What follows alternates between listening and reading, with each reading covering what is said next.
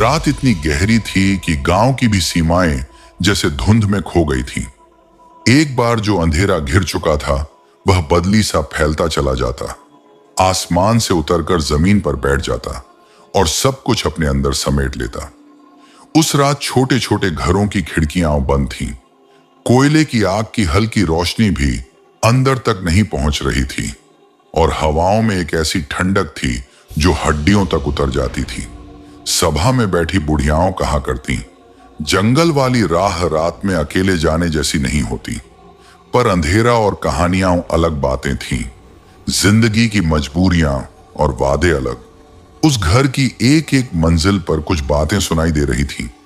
किसी ने चूल्हे पर दाल बोली, किसी ने दिए बुझा दिए और कहीं बाहर एक सूने रास्ते पर एक लड़की अपने सूटकेस खिसकाती चली जा रही थी। उसका कद मध्यम, चाल में एक संकोच और चेहरे पर कुछ ऐसा इल्म था जो उसके घर वालों को रोने पर मजबूर कर सकता था। वो लड़की सुंदर थी, सुंदर किसी पेंटिंग जैसी, पर सुंदरता के साथ उसके कंधों पर वह थकान भी थी जो दूर देश के शहरों की नौकरी और पढ़ाई के बोझ से आती थी। उस लड़की का नाम मीरा था। मीरा के पिता ने शहर में उसकी पढ़ाई भेजी थी। किस्मत बदल जाए, रोजी मिल जाए, परिवार का चेहरा बदल जाए, यही चाहत थी। उनके झुर्वे आंखों में वही सपना था जो हर छोटे गांव में जलता था, बेटी पढ़कर घर बदल देगी। मीरा ने भी बड़ी उम्मीदों के साथ बाहर का रास्ता चुना था। शहर के काले पीले घरों में उसने दिन रात पढ़ाई की, घर से दूर खुद को मंजिल के लिए समर्पित कर लिया। पर मन का एक छोटा सा हिस्सा हमेशा गांव के कुएं, खेत और मां के हाथों की खीर के स्वाद के पीछे छिड़छिड़ा रहता था। गांव में मीरा की मां की तबीयत कुछ दिनों से ठीक नहीं थी। कभी बाजू में हल्का दर्द, कभी रात में बुखार। शुरू में मीरा ने फोन पर मां की बात सुनकर दिल टूट सा गया, पर शहर की नौकरी और पढ़ाई का जाल इतना तंग था कि 2-3 दिनों तक वह वापसी की तारीख टालती रही। पर एक सुबह फोन पर मां की आवाज छोड़कर सी आ गई, धीमी, कमजोर, बेटी घर आ जा, अब ठीक नहीं हूं। मीरा ने बिना देर किए छुट्टी मांगी, सूटकेस बनाया और लौटने की टिकट ले ली। पिता ने आंखें नम कर लीं पर कहा, जाओ बेटी, इतनी दूर से आना मुश्किल होगा, पर मां की तबीयत जरूरी है। मीरा के अंदर एक अजीब सी घबराहट थी। ऐसा नहीं था कि वह मां से बहुत डरती थी, पर मां के बिना घर सूना लगता था।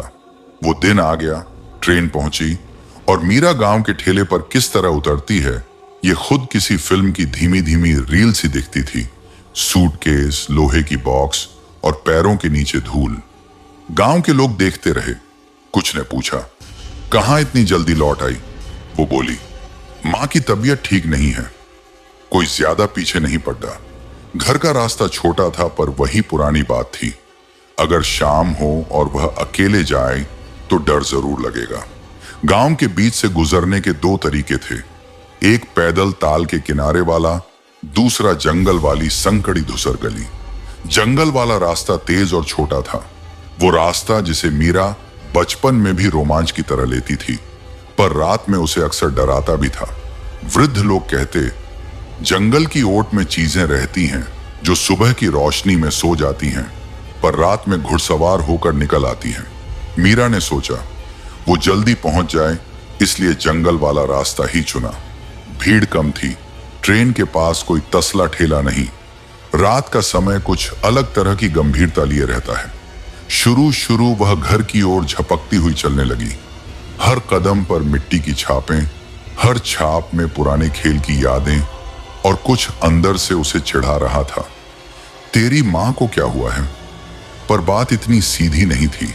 जैसे जैसे वह जंगल में घुसी, पेड़ सख्त होते चले गए, हवा धीमी हुई और आसपास की सारी आवाजें जैसे खत्म हो गईं, सिवाय उसके खुद के पांवों की आवाज के।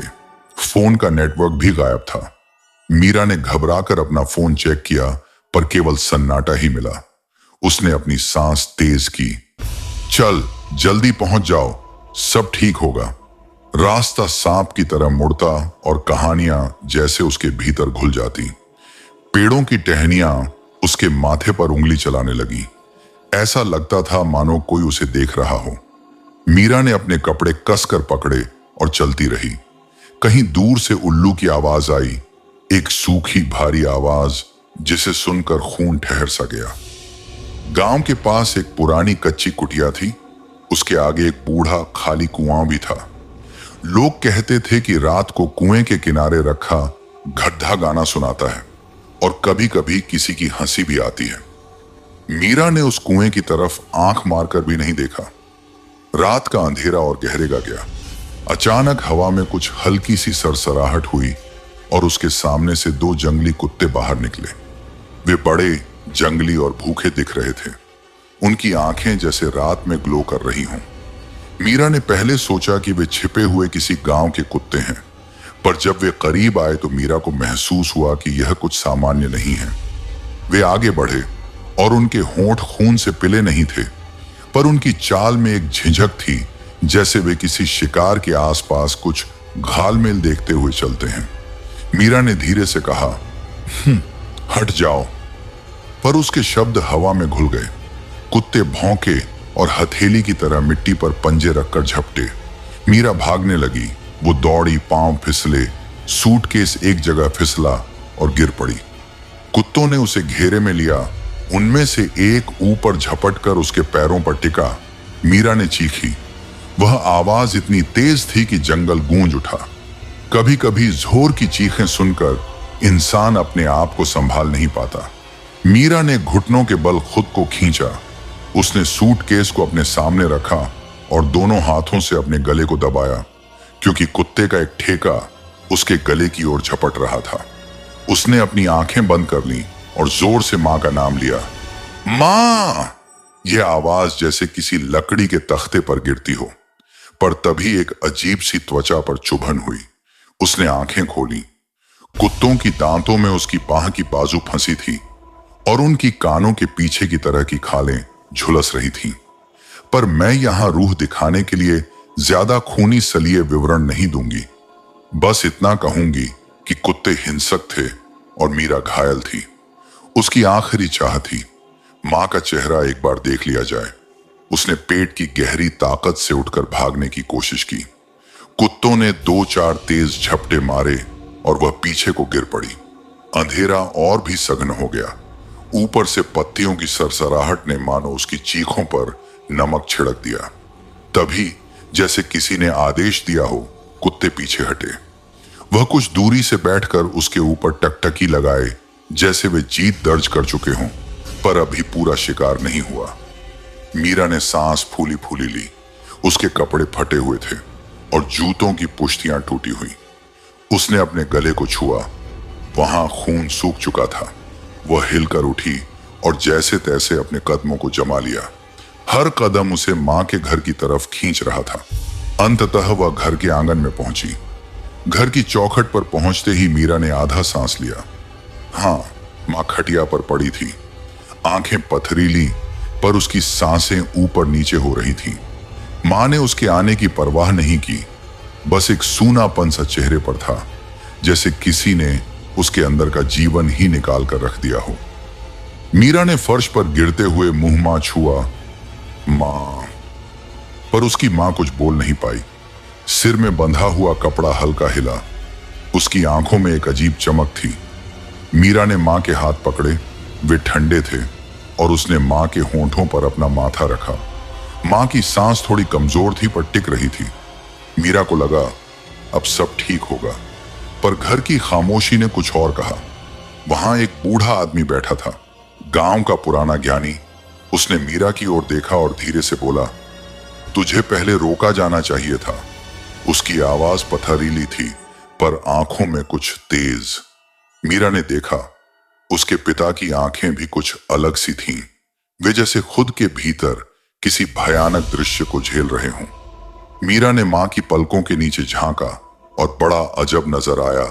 मां की त्वचा पर कुछ निशान थे, छोटी छोटी कटियां जो ठीक से बंद नहीं हुई थी, और उन कटियों के बीच से एक अजीब सी काली सी परत चमक रही थी, मानो किसी ने मां की आत्मा से कुछ उधार ले लिया हो। क्या हुआ मां? मीरा ने फुसफुसाया। ज्ञानी ने आंसू भरी आवाज में कहा, वे निशान वही हैं, जंगल की रातों में लौटते हुए मिलने वाले निशान। उसे समझ में नहीं आया कि किसे दोष दें, पर गांव के बड़े लोगों की बातों में एक इतिहास था। कुछ पीढ़ियां ऐसी थीं जिन्हें जंगल का कोई हिस्सा अपना मानकर रखता था, और वे निशान उसी का सूचक। मीरा की आंखें खुली की खुली रह गईं। उसने उस निशान को तीव्रता से देखा और फिर मां के चेहरे की ओर। मां का चेहरा जैसे धुंधला हो चला। फिर गांव के बाहर एक अजनबी आवाज आई। किसी ने जोर से बोला, वह 2 कुत्ते वापस आ गए हैं। एक घबराहट घर में फैल गई। मीरा का पिता उठा। उसका चेहरा सूख चुका था और वह बाहर की तरफ भागा। बाहर की हवा कुछ अलग थी, एक गहरा सा अवरोध।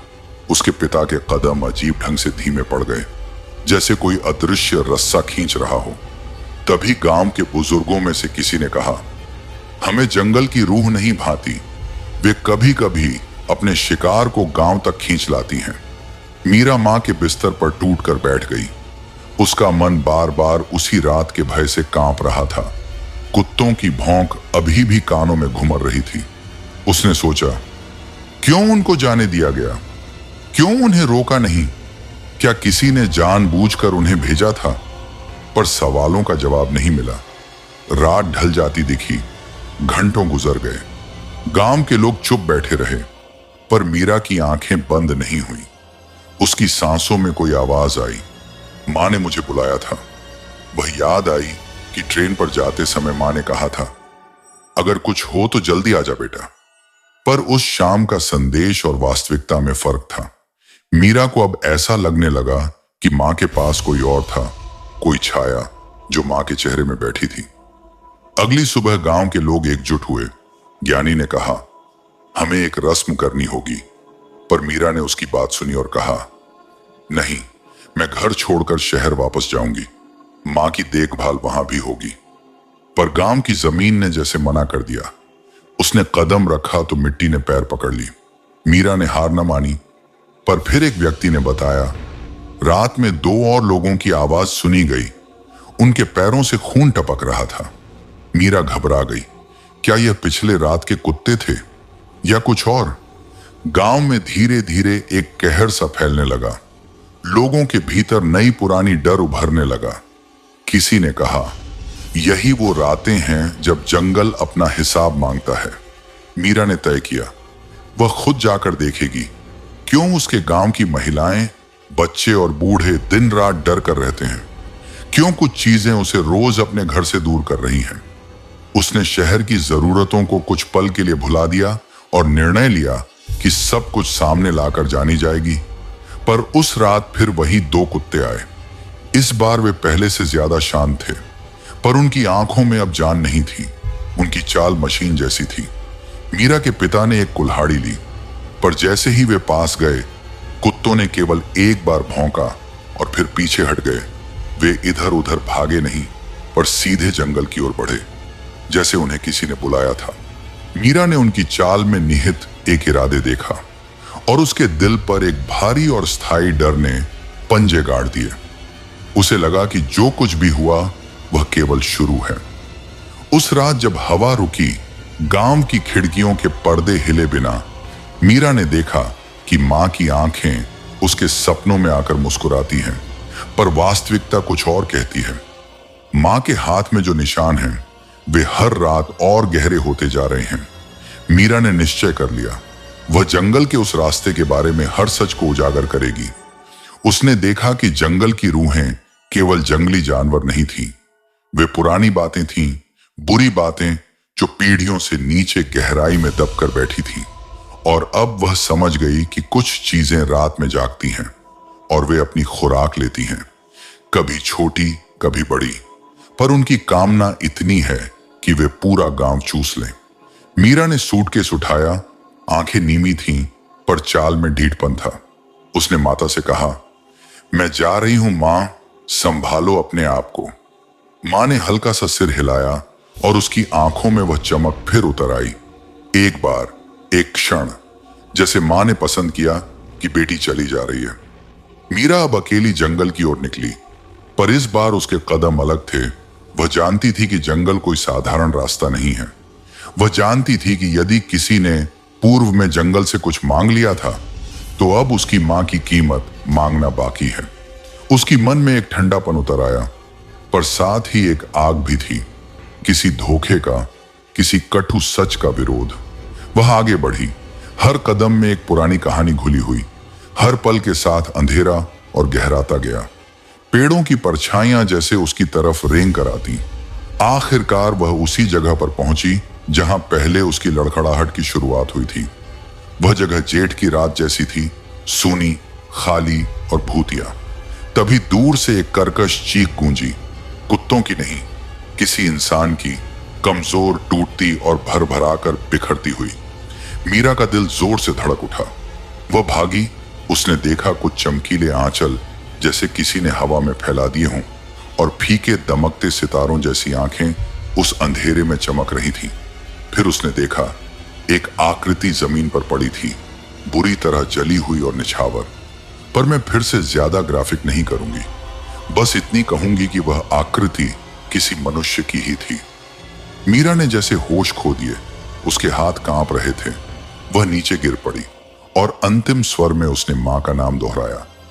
वह मां जिसने उसे सुबह फोन करके बुलाया था, अब उसी अंधेरे में उसे डुबोने आई थी, या ऐसा मीरा ने महसूस किया।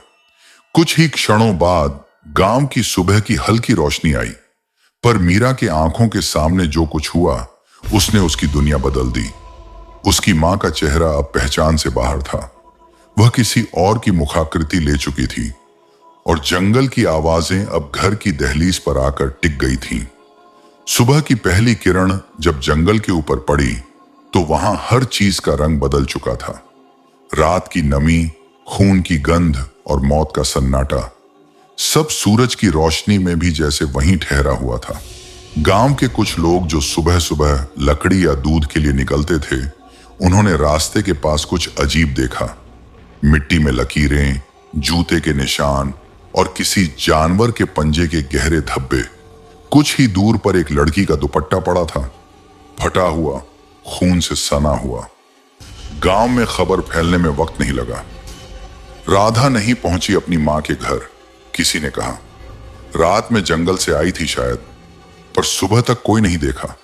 राधा की मां शांति देवी, जो बीमार होकर बिस्तर पर पड़ी थी, जब यह सुना तो चीख उठी, नहीं, मेरी राधा आ रही थी मुझसे मिलने, मैंने खुद उसको बुलाया था। लोग जंगल की तरफ दौड़े, पुलिस को भी बुलाया गया, पर जो नजारा वहां मिला उसने सबको हिला दिया। झाड़ियों के बीच राधा का शव पड़ा था, उसका चेहरा आधा मिट्टी में दबा हुआ, बाल फैले हुए और उसके चारों तरफ गहरे पंजों के निशान। कोई इंसान नहीं, जैसे किसी जंगली जानवर ने नोच डाला हो। मगर सबसे डरावनी बात यह थी कि उसकी आंखें खुली थीं, पूरी तरह खुली, किसी को घूरती हुई, जैसे मौत के बाद भी वो कुछ कहना चाहती हो।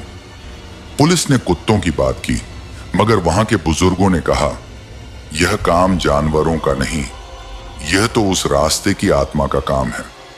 हर कोई जानता था उस जंगल के बीचों बीच एक पुराना कुआं है, जहां बरसों पहले एक औरत मरी थी, जिसे सब काली माई कहते थे। कहा जाता था रात में अगर कोई उस रास्ते से गुजरे और उसका नाम पुकारे तो वो लौटकर नहीं आता। राधा की मौत के बाद गांव में एक अजीब माहौल हो गया। उसकी मां की तबीयत और बिगड़ गई। रात को वो नींद में बार बार कहती, राधा, तू आ गई? तू दरवाजे पर खड़ी है क्या? घर वाले कहते, अम्मा, वहां कोई नहीं। मगर दरवाजे के बाहर सच में हवा हिलती थी, जैसे कोई परछाई वहां खड़ी हो। एक रात पड़ोसी ने देखा, शांति देवी के घर की खिड़की से किसी लड़की का चेहरा झांका। लंबे बाल, फीकी सफेद चमड़ी और आंखें जो आग की तरह चमक रही थीं। उसने देखा और फिर वो चेहरा गायब हो गया। सुबह शांति देवी बिस्तर पर मृत मिली, मगर उनके चेहरे पर एक अजीब सी मुस्कान थी, जैसे उन्हें कोई मिल गया हो। गांव वालों ने समझ लिया कि राधा अपनी मां के पास लौट आई थी, मगर बात यहीं खत्म नहीं हुई। कुछ दिनों बाद उसी जंगल के रास्ते से गुजरने वाले दो लड़के, जिनका काम था लकड़ी काटना, अचानक गायब हो गए। जब लोगों ने खोजा तो सिर्फ एक लड़के की लाश मिली और दूसरे के जूते। मिट्टी पर वही पंजों के निशान थे, वही खून के दाग। लोगों ने कहा, रात में किसी ने रोने की आवाज सुनी थी, माँ माँ, मुझे साथ ले चल। धीरे धीरे गांव के लोग उस रास्ते से गुजरना बंद कर चुके थे, पर उस जंगल में हर रात कोई औरत गाती थी, एक धीमी उदास आवाज में। ऐसा लगता था जैसे वो अब भी किसी को पुकार रही हो। कुछ महीनों बाद एक सरकारी अधिकारी शहर से आया। नाम था अमित वर्मा। उसका काम था गांव में बिजली का सर्वे करना, ताकि जंगल के रास्ते पर लाइट लगाई जा सके। लोग बोले, साहब उस रास्ते पर मत जाइए, वहां राधा की आत्मा घूमती है। अमित ने हंसकर कहा, आत्मा वात्मा कुछ नहीं होती, ये सब मन की बातें हैं। उसने उसी रात फैसला किया कि वो रास्ते का निरीक्षण करेगा। अपने 2 साथियों के साथ वो रात में टॉर्च लेकर निकला। जंगल में हवा बहुत भारी थी। टॉर्च की रोशनी में धूल और धुआं तैरता हुआ लग रहा था। अचानक एक साथी बोला, सर कुछ सुनाई दिया? कानों में एक हल्की सी आवाज आई, जैसे कोई लड़की बहुत दूर से मां कह रही हो। अमित ने कहा, यह तो हवा की आवाज है। पर जैसे जैसे वो कुएं के पास पहुंचे, हवा और ठंडी होती गई। कुएं के चारों तरफ पुराने दीपक टूटे पड़े थे और मिट्टी पर वही पंजों के निशान। अमित ने नीचे टॉर्च फेंकी। पानी तक पहुंचने से पहले ही रोशनी बुझ गई और तभी किसी ने उसके कंधे पर हाथ रखा। वो पलटा, पीछे कोई नहीं। दूसरा साथी गायब। तीसरा कांपते हुए बोला, सर वो रही। अमित ने देखा, दूर पेड़ के पास कोई लड़की खड़ी थी। बाल हवा में उड़ रहे थे, चेहरा अंधेरे में आधा छिपा हुआ। उसने हाथ बढ़ाया और बहुत धीमी आवाज में कहा, मां। अमित का दिल तेजी से धड़कने लगा। वो लड़की अब पास आने लगी। उसके कदमों की आवाज नहीं थी, लेकिन जमीन पर छाया हिल रही थी। जब वो पास आई तो अमित ने उसकी आंखें देखी, वही आंखें जो खुली रह गई थी उस रात। वो राधा थी। अमित पीछे हटना चाहता था, मगर उसके पैर जकड़ गए। राधा ने धीरे से कहा, मां अब चैन से सो रही है, पर मैं नहीं। उसने अमित का गला पकड़ लिया और उसके चीखने से पहले ही सन्नाटा फैल गया। सुबह लोग कुएं के पास पहुंचे तो सिर्फ अमित की टॉर्च और उसका बैज मिला। मिट्टी में गहरे निशान थे और कुएं के पानी में लाल परत तैर रही थी। उस दिन के बाद किसी ने उस रास्ते का नाम नहीं लिया। वो रास्ता आज भी वैसा ही है। रात में वहां से गुजरते हो तो कभी कभी हवा में एक नाम सुनाई देता है, मां। और फिर कोई ठंडी सांस कानों के पास से गुजरती है, जैसे कोई अब भी वहीं खड़ी हो, किसी की राह देखती हुई। रात फिर उतर चुकी थी। वही जंगल, वही रास्ता, पर अब हवा में एक और तरह की नमी थी, जैसे किसी की सांसें आसपास मंडरा रही हों। गांव के लोग कहते थे कि जब भी कोई उस रास्ते से गुजरता है, हवा भारी हो जाती है, पेड़ झुक जाते हैं और जमीन से किसी औरत की सिसकियां सुनाई देती हैं। राधिका की मौत को 2 महीने बीत चुके थे, लेकिन उसकी मां सुशीला देवी अब भी मानने को तैयार नहीं थी कि उनकी बेटी अब इस दुनिया में नहीं।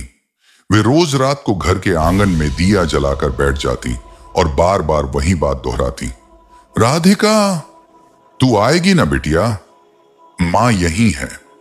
गांव की औरतें अब उन्हें पगली समझने लगी थीं, लेकिन उनके चेहरे पर वो पागलपन नहीं था जो दुनिया में किसी को भूलने का होता है, बल्कि वो पीड़ा थी जो सिर्फ एक मां के दिल से निकलती है जब उसे अपनी औलाद की आत्मा की आवाज सुनाई देती है। हर रात जैसे जैसे सन्नाटा गहराता, सुशीला को लगता कोई उनके कंधे पर हाथ रखता है। कभी खिड़की से कोई साया गुजरता है, कभी रसोई में किसी के बर्तनों को छूने की आवाज आती है। राधिका, वे कांपती आवाज में पुकारती, लेकिन जवाब में बस हवा की सरसराहट सुनाई देती। एक रात जब आसमान में बादल बहुत नीचे झुक आए थे और बिजली बार बार पेड़ों के बीच चमक रही थी, सुशीला ने देखा बरामदे में कोई खड़ा है। सफेद कपड़ों में लिपटी एक लड़की। उसके बाल गीले थे, जैसे अभी अभी बारिश में भीगी हो। राधिका, उन्होंने आंखें मली। वो साया धीरे धीरे पास आया। उसके पैरों की आवाज नहीं थी, बस हवा और दिल की धड़कनें साथ चल रही थी। मां! आवाज वही थी, राधिका की। सुशीला का दिल जोर से धड़कने लगा। वे आगे बढ़ी, मगर उसी पल बिजली चमकी और वो साया गायब हो गया। सुशीला वहीं घुटनों के बल गिर पड़ी। आंसुओं से उनकी साड़ी भीग गई। अगर तू सच में थी तो फिर वापस आ बेटा। उस रात के बाद से उन्होंने खाना पीना लगभग छोड़ दिया। वे बस दीवारों से बातें करती और उसी रास्ते की ओर ताकती जहां से राधिका की लाश मिली थी। गांव के पंडित ने कई बार कहा, देवी जी, आपकी बेटी की आत्मा शांत नहीं हुई है, उसका कोई अधूरा काम बाकी है। क्या अधूरा काम? सुशीला ने आंखें भरते हुए पूछा। पंडित ने बस इतना कहा, वो जंगल जहां उसकी जान गई, वहां किसी बुरी शक्ति का वास है। उस शक्ति ने आपकी बेटी की आत्मा को बांध रखा है। सुशीला के भीतर जैसे बिजली गिर गई। उन्होंने उसी रात ठान लिया, वे अपनी बेटी को उस श्राप से मुक्त कराएंगी, चाहे जान ही क्यों ना चली जाए। अगले दिन सुबह जब सूरज उगा, सुशीला ने पुराना दिया, एक अगरबत्ती और राधिका की तस्वीर अपनी थैली में रखी और अकेले निकल पड़ी उस जंगल की ओर। गांव वाले रोकते रहे, माई मत जाओ वहां कोई वापस नहीं आता। लेकिन वे सुनने को तैयार नहीं थी। उनके हर कदम के साथ मिट्टी की महक भारी होती जा रही थी, जैसे रास्ता उन्हें पहचान रहा हो। जंगल में दाखिल होते ही हवा ठंडी हो गई। पेड़ ऐसे खड़े थे जैसे किसी रहस्य के पहरेदार हों। बीच बीच में उल्लू की आवाज गूंजती और पत्तों के बीच कोई अदृश्य साया हिलता दिखाई देता। सुशीला धीरे धीरे आगे बढ़ी। राधिका, मां आ गई है बेटा। आवाज उनकी कांप रही थी।